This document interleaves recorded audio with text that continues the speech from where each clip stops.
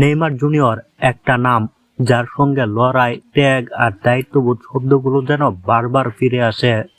সান্তোসকে relegation থেকে বাঁচানোর মিশনে তিনি নিজের শরীরের সীমা ছাড়িয়ে গেছেন। ইনজুরি নিয়েই মাঠে নেমেছেন, ইনজেকশন নিয়ে খেলেছেন, শুধু একটাই লক্ষ্য, ক্লাবটাকে বিপদ থেকে উদ্ধার করতে হবে। কিন্তু প্রতিটা যুদ্ধেরই যেমন একটা মূল্য থাকে, নেইমারের ক্ষেত্রেও সেটাই সত্য হলো। সান্তোসের হয়ে সর্বশেষ ম্যাচ খেলার পর নিজ মুখে নেইমার জানিয়ে দেন তার হাঁটুতে সার্জারি করাতে হবে।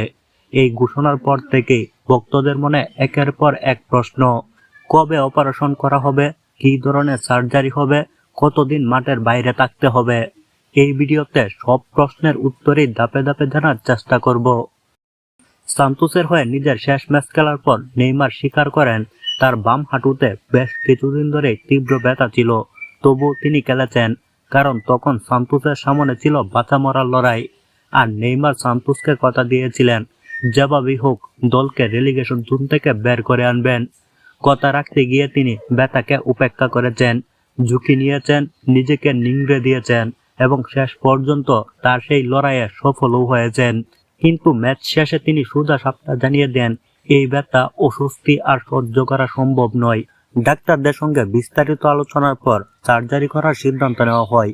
ইনজেকশন নিয়ে সাময়িকভাবে খেললেও পুরোপুরি ফিট হতে হলে নেইমারের হাঁটুতে একটি ছোট্ট কিন্তু গুরুত্বপূর্ণ অস্ত্রোপচার করানো ছাড়া আর কোনো পথ নেই। আর সেই সার্জারিটা নির্ধারিত হয়েছে আগামী 22শে ডিসেম্বর। অর্থাৎ আগামী 22শে ডিসেম্বর নেইমারের হাঁটুতে সার্জারি করা হবে। মূলত ইনজেকশনের প্রভাব পুরোপুরি কাটিয়ে ওঠার জন্য সার্জারিটা কিছুটা দেরিতে করা হয়েছে, না হলে নেইমার চাইলে আরো আগে অপারেশন করাতে পারতেন। এই সিদ্ধান্তের জন্য তিনি বড়দিন পর্যন্ত ত্যাগ করেছেন। পরিবারকে পাশে না রেখে নিজের ভবিষ্যতের জন্য কঠিন পথটাই বেছে নিচ্ছেন তিনি। এখন সবচেয়ে বড় প্রশ্ন, সার্জারির পর নেইমার কতদিন মাঠের বাইরে থাকবেন। সাধারণভাবে এই ধরনের সার্জারির পর সুস্থ হতে সময় লাগে প্রায় 2 থেকে 3 মাস, কিন্তু নেইমারের ক্ষেত্রে বিষয়টা একটু ভিন্ন, কারণ সার্জারির পর তিনি চিকিৎসা নেবেন ডাক্তার মিরাকল নামে পরিচিত এডার্দুর অধীনে। এডার্দু মূলত খেলোয়াড়দের দ্রুত মাঠে ফেরানোর জন্য বিশ্বজুড়ে পরিচিত।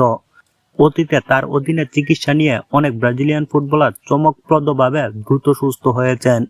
পিএসজিতে থাকার সময় একবার ইনজুরির কারণে ডেভিড লুইস প্রায় 10 সপ্তাহের জন্য মাঠের বাইরে থাকার কথা ছিল, কিন্তু এডার্দুর তত্ত্বাবধানের চিকিৎসা নিয়ে মাত্র 10 দিনের মাথায় তিনি মাঠে ফিরেছিলেন।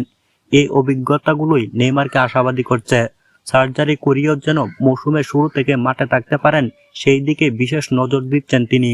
তাই বলা যায় সবকিছু ঠিকঠাক চললে 1 মাসের মধ্যে নেইমার জুনিয়রকে আবারও মাঠে দেখা যাবে।